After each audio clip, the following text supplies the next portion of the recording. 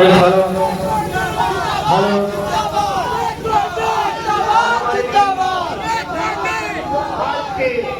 व्यवहार किया जा रहा है, दोहरा चरित्र अपनाया जा रहा है। वही सवर्ण समाज आज दोहरी नागरिकता में जीने के लिए मजबूर है। इसके पहले कई वक्ताओं ने अपनी बात रखी। देखिए, हम स्वामी विवेकानंद जी को अपना आदर्श इसलिए मानते हैं क्योंकि उन्होंने कहा है कि उठो, जागो और लक्ष्य प्राप्ति तक रुको मत। यहाँ पर जितने भी लोग आए हैं वो कहीं ना कहीं इसी उद्देश्य से आए हैं कि सर्वेश पांडे जी आ रहे हैं और जो समाज के हित में वो काम कर रहे हैं उन बातों को हम सुनेंगे, समझेंगे और उस मिशन को आगे बढ़ाने का काम करेंगे। देखिए, अभिषेक पांडे ने इसके पहले बहुत सारे कार्यक्रम करवाए हैं, लेकिन संगठन का ये उनका पहला कार्यक्रम है। दूसरी बात, हम यहाँ पर कोई भी व्यक्ति हो, कोई भी सर्वगुण संपन्न नहीं है। अगर मनुष्य है तो उसके अंदर थोड़ा बहुत अवगुण रहेगा और जो सर्वगुण संपन्न होगा वो ईश्वर होगा। तो यहाँ थोड़ी बहुत कमियां भी हो सकती हैं, कुछ इधर उधर की हो सकती है, हमें उसे दिमाग में नहीं रखना है। इसलिए क्योंकि किसी भी व्यक्ति ने प्रयास किया, मैं कुछ लोगों को देख रहा हूँ उनके अंदर ईगो है, हमको हमारे यहाँ मर्सिडीज नहीं भेजी गई इसलिए हम नहीं आएंगे कार्यक्रम में, हमको अभिषेक के द्वारा मनाया नहीं गया हम इसलिए नहीं आएंगे।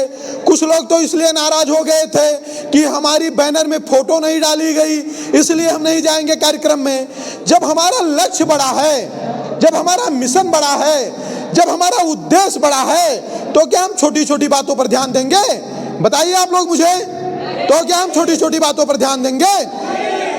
एक तरफ आपका पूरा समाज, एक तरफ आपका पूरा समाज खत्म होने के कगार पर है, उसका अस्तित्व दांव पर लगा हुआ है और हम छोटे छोटे विषयों को लेकर के आपस में लड़ रहे हैं, आपस में विवाद कर रहे हैं, एक दूसरे के पैर खींचने का काम कर रहे हैं। तो मैं सिर्फ इतना कहूंगा कि अगर हम बटेंगे तो कटेंगे, इस बात को हमेशा दिमाग में रखिएगा आप लोग।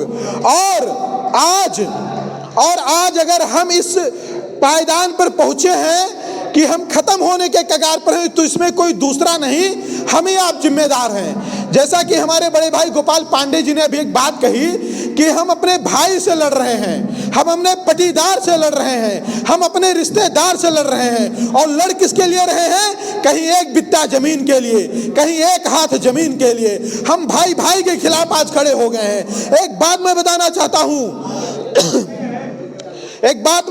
चाहता हूं कि जब आपका भाई नहीं बचेगा तो आप भी नहीं बचेंगे। कश्मीर में कश्मीरी पंडितों के पास पैसा था, कश्मीर में कश्मीरी पंडितों के पास संपत्ति थी, कश्मीर में कश्मीरी पंडितों के पास संसाधन था। अगर था नहीं कुछ तो उनकी एकता, और एकता न होने के कारण 7 लाख कश्मीरी पंडितों को कश्मीर से काटकर भगा दिया गया।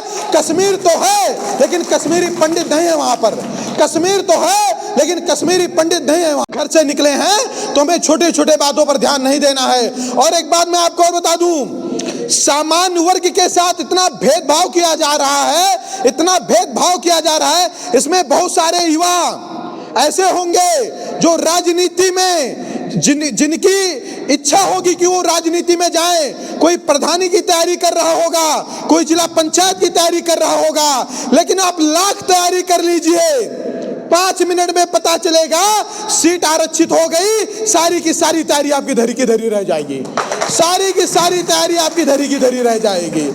जब भारत के संविधान में लिखा है कि हम जाति, धर्म, लिंग, भाषा के आधार पर भेदभाव नहीं करेंगे, तो फिर सामान्य वर्ग के साथ जाति, धर्म, लिंग, भाषा के आधार पर यह भेदभाव क्यों हो रहा है?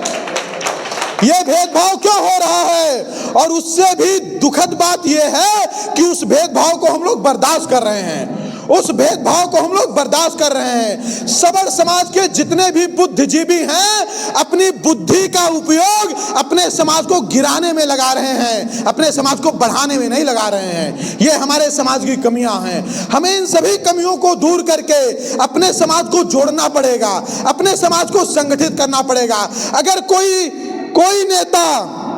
कोई नेता अपने 2% वोट को लेकर के आज पूरे प्रदेश में 20-20 सीटें ले रहा है गठबंधन में, कोई नेता अपने 3% वोट को लेकर के किसी भी राष्ट्रीय पार्टी के साथ गठबंधन कर रहा है, कोई नेता कोई सीट लाए ना लाए लेकिन उसको सबसे बड़ा मंत्री पद मिल जाएगा।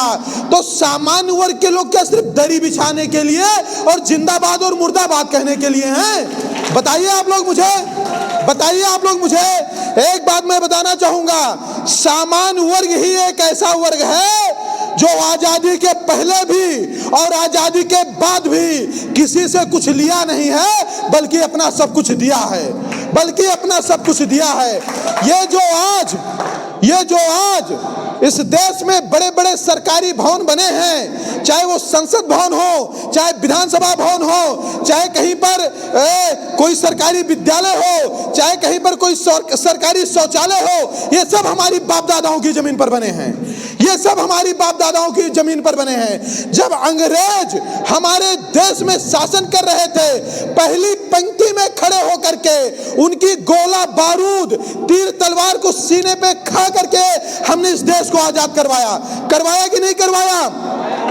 करवाया कि नहीं करवाया? लेकिन इसलिए नहीं करवाया था कि आजादी के 75 साल बाद कुछ तथाकथित लोग हमारे समाज को गालियां देंगे। आजादी के 75 साल बाद आज आप देखते होंगे देश के राष्ट्रीय नेता कहते हैं कि देश में जातिगत जनगणना होनी चाहिए। देश के राष्ट्रीय नेता कहते हैं जातिगत जनगणना होनी चाहिए। अगर जातिगत जनगणना ही करवाना था आजादी के 75 साल बाद तो बताना चाहिए था, हम भी अपनी गर्दनें कटवाने के बजाय अपनी जनसंख्या बढ़ाने पर ध्यान देते। हम भी अपनी गर्दनें कटवाने के बजाय अपनी जनसंख्या बढ़ाने पर ध्यान देते।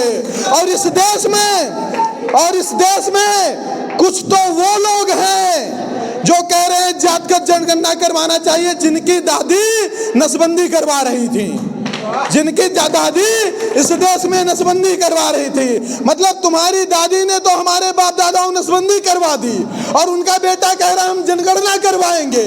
और जब नसबंदी करवा दी तो जनगणना कहां से होगी? जनसंख्या ही नहीं बढ़ेगी।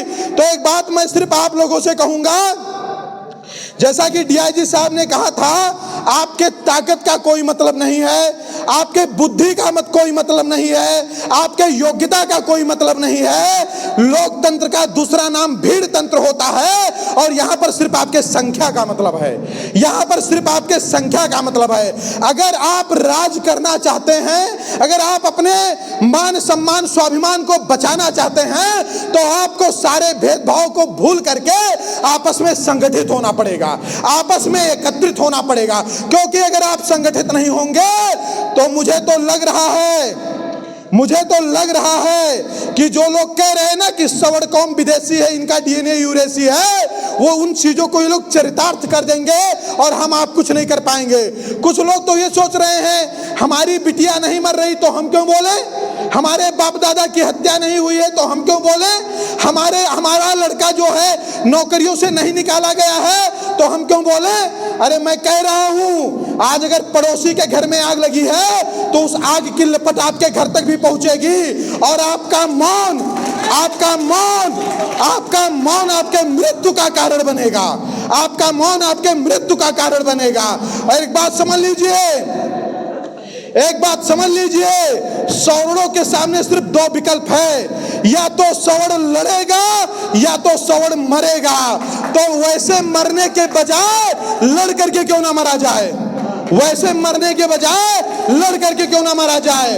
अगर कोई हमें ललकार रहा है तो शस्त्र डालने से अच्छा है युद्ध किया जाए। अगर मरेंगे तो शहीद होंगे, अगर जीतेंगे तो शहंशाह होंगे, अगर जीतेंगे तो शहंशाह होंगे। और मैं एक बात और बता दूं, आज मैं इस मंच पर और इसी नहीं हर एक मंच पर मैं खुल करके सवर्णों की बात करता हूं। कुछ लोगों को मेरी बात बुरी लग सकती है, कुछ लोगों को मेरी बात जातवादी लग सकती है, लेकिन मैं एक बात बता दूं, अगर ओम प्रकाश राजभरों की बात करना जातवाद नहीं है तो सर्वेश पांडे का सवर्ण की बात करना जातवाद कैसे हो गया। अगर अनुप्रिया पटेल का पटेलों की बात करना जातवाद नहीं है तो सर्वेश पांडे का सवर्ण की बात करना जातवाद कैसे हो गया।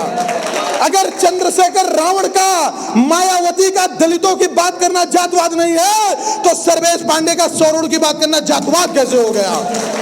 हमारा एक ही उद्देश्य है, नाजायज किसी को छेड़ेंगे नहीं, लेकिन जो छेड़ेगा उसे छोड़ेंगे नहीं, लेकिन जो छेड़ेगा उसे छोड़ेंगे नहीं। आजादी के 75 साल बाद बहुत गालियां खा ली, बहुत अपमान झेल लिए, लेकिन अब सामान्य वर्ग अब गालियां नहीं खाएगा, अब अपमान नहीं झेलेगा, अपने मान सम्मान स्वाभिमान की लड़ाई लड़ेगा।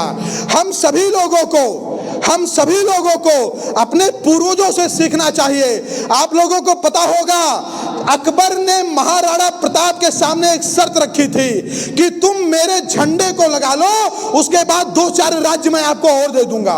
अकबर ने महाराणा प्रताप जी के सामने एक बात रखी थी कि तुम सिर्फ मेरे झंडे को लगा लो, मेरे झंडे के नीचे आ जाओ, 2-4 राज्य मैं आपको और दे दूंगा।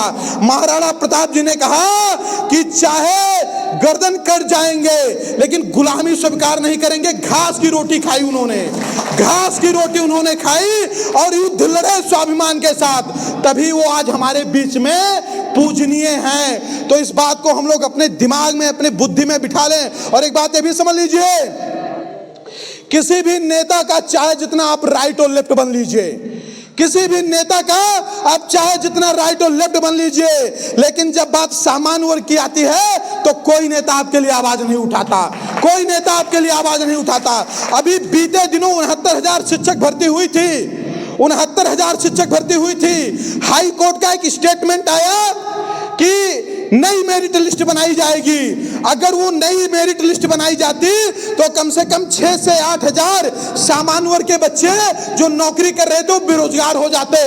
लेकिन दुर्भाग्य तो देखिए, उस फैसले का जिस स्वर में अखिलेश यादव स्वागत कर रहे थे, उसी स्वर में केशव प्रसाद मौर्य भी स्वागत कर रहे थे, उसी स्वर में अनुप्रिया पटेल भी स्वागत कर रही थी, उसी स्वर में ओम प्रकाश राजभर भी स्वागत कर रहे थे, उसी स्वर में संजय निषाद भी स्वागत कर रहे थे।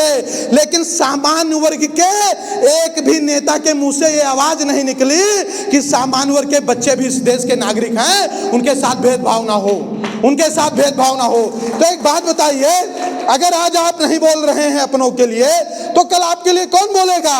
एक बात आप लोग सुन लीजिए, हमारा नेता वही है जो हमारे लिए लड़ेगा, और जो हमारे लिए नहीं लड़ेगा वो हमारा नेता नहीं हो सकता। धर्मेंद्र भाई ब्लॉक प्रमुख हैं, धर्मेंद्र भाई ब्लॉक प्रमुख हैं, लेकिन देखिए कितनी बड़ी बात है कि राजनीति अलग विषय है, पार्टी अलग विषय है, लेकिन समाज अलग विषय है। इस बात को हमें समझना चाहिए।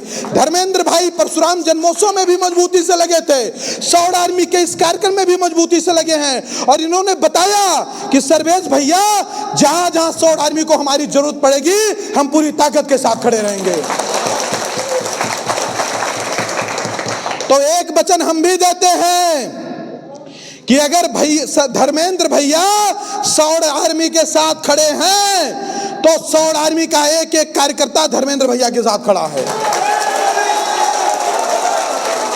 जो हमारे साथ है हम उसके साथ हैं, जो हमारे साथ है हम उसके साथ हैं। और एक बात फिर मैं बता दूं कि अगर सभी लोग अपने अपने समाज की बात करें तो हमें भी अपने समाज की बात करनी चाहिए, हमें भी अपने समाज पर प्राउड फील करना चाहिए। और एक बात और बता दूं, प्राउड इसलिए नहीं फील करना चाहिए कि हम ऊंची जाति के हैं, प्राउड इसलिए फील करना चाहिए क्योंकि हमारी जाति ने सबसे ज्यादा बलिदान दिया इस देश के लिए। प्राउड इसलिए फील करना चाहिए, हमारी जाति ने इस देश को बहुत कुछ दिया है, इसलिए प्राउड फील करना चाहिए। और मैं एक बात और बता दूं, जीवन में उतार चढ़ाव आते रहते हैं। अभिषेक जी, मेरी इस बात को बहुत गंभीरता से समझिएगा। संगठन में आप आए हैं, अभी जिला अध्यक्ष बनाए गए हैं, जिम्मेदारी बहुत बड़ी है, बहुत दूर तक जाना है। यहां पर देखिए, सौड़ आर्मी में किसी को कोई फायदा नहीं होने वाला है, भी जान लीजिए। जो सौड़ आर्मी से जुड़ेगा, अपना सब कुछ समर्पित करके जुड़ने की इच्छा रखे, वही जुड़ेगा, क्योंकि मेरा भी कोई फायदा नहीं, मेरा भी कोई स्वार्थ नहीं। देवरिया में 5 ब्राह्मणों की नृशंस तरीके से हत्या की गई, हम वहां पर पहुंचे, आर्थिक सहयोग किए, आर्थिक सहयोग करवाइए। अगर देखा जाए तो हमारा कोई रिश्तेदार नहीं, वो परिवार। सुखदेव सिंह गोगामेड़ी जी की हत्या हुई, हम और शिवम जी रात में ही निकल गए, राजस्थान पहुंचे, हमारे रिश्तेदार नहीं है, लेकिन समाज का कोई व्यक्ति है तो हमारे हमारा अपना है, और निस्वार्थ भाव से अगर हम अपने समाज के लिए लगे हैं तो आपको भी निस्वार्थ भाव से अपने समाज के लिए लगना चाहिए। और एक बात बता दूं, समाज में बहुत सारी उपेक्षाएं हमने झेली हैं, बहुत सारी उपेक्षाएं झेली हैं। उन उपेक्षाओं को अब बर्दाश्त नहीं करना है, मुकाबला करना है। एक बात बता दूं, मैं नाम नहीं लूंगा, 3% आबादी है, 20 सीट लेकर के राजनीति इस उत्तर प्रदेश में कर रहे हैं वो लोग। 2% आबादी है, कैबिनेट में मंत्री बनाए गए हैं वो लोग। 2.5% आबादी है, वो डिसाइड कर रहे हैं कि मंत्रालय में किसको पद मिलेगा, किसको पद नहीं मिलेगा। और उत्तर प्रदेश में 22% से भी ज्यादा आबादी सामान्य वर्ग की है, और हम मुंह देख रहे हैं कि भैया अभी गाड़ी लेकर के निकलेंगे तो उनके साथ चले जाएंगे, या भैया के आगे पीछे उनके काफिले में शामिल हो जाएंगे। यह सब नहीं करना है। अधिकार मांगने से अगर ना मिले तो अधिकार को छीनने का दम रखिए। आज तक यहां पर जितने भी लोग बैठे हैं, यहां पर जितने लोग भी, एक भी व्यक्ति हमको यह बता दे कि किसी विधायक और सांसद आया हूं, मैं आपसे कुछ मांगने नहीं आया हूं, मैं आपको आपके लिए जगाने आया हूं, मैं आपको आपकी सुरक्षा के लिए जागरूक करने आया हूं। मेरा कोई स्वार्थ नहीं है। आप लोग साथ नहीं दोगे, हम भी घर में बैठ जाएंगे, लेकिन जब पूरा समाज मारा जाएगा तो उसमें हम भी मारे जाएंगे और आप भी मारे जाएंगे। और जो लोग ये सोच रहे हैं, जो लोग ये सोच रहे हैं पुलिस बचा लेगी, सेना बचा लेगी, तो सेना तो बांग्लादेश में भी थी, पुलिस तो बांग्लादेश में भी थी, सेना तो मणिपुर में भी थी, पुलिस तो मणिपुर में भी थी। लड़कियों को नंगा करके घुमाया गया। खुद का ताकत काम आएगा, इस बात को ध्यान में रखिएगा। समय रहते हुए जग जाइए, नहीं तो फिर जग नहीं पाएंगे। इन्हीं शब्दों के साथ अपनी बारी को मैं विराम दूंगा। इस कार्यक्रम को आगे बढ़ाया जा रहा है। अब से जिस संगठन को मजबूती से बढ़ाइए, थोड़ा बहुत जो भी माइनस प्लस होगा हम लोग मिल करके आगे बढ़ाएंगे। आपके यहीं पर गोपाल पांडे जी हैं जो कि राष्ट्रीय संयोजक हैं, कोई आवश्यकता पड़ती है इनका मार्गदर्शन लीजिए। आपके यहाँ एक मोनू जी हैं जो कि कार्यक्रम में किसी कारणवश नहीं आ पाए हैं, उनसे उनका मार्गदर्शन लीजिए। संदीप द्विवेदी जी हैं, एक दूसरे से जुड़ करके सूर्य प्रसाद चौबे जी हैं। मान लीजिए शिवम जी तो राष्ट्रीय, इनको हर जगह आना जाना पड़ रहा है, लेकिन भैया आपके ही इस गांव के हैं। मार्गदर्शन लीजिए, एक एक व्यक्ति को जोड़िए। अगर किसी के मन में कोई बात है, कोई थोड़ा नाराज है, तो बैठेंगे, समझाएंगे, उसको बताएंगे और लाएंगे, क्योंकि यहाँ आपके अस्तित्व की बात है और अपने अस्तित्व के लिए हम सभी लोगों को खड़ा होना पड़ेगा। इन्हीं शब्दों के साथ अपनी बारी को विराम दूंगा। भारत माता की जय, वंदे मातरम।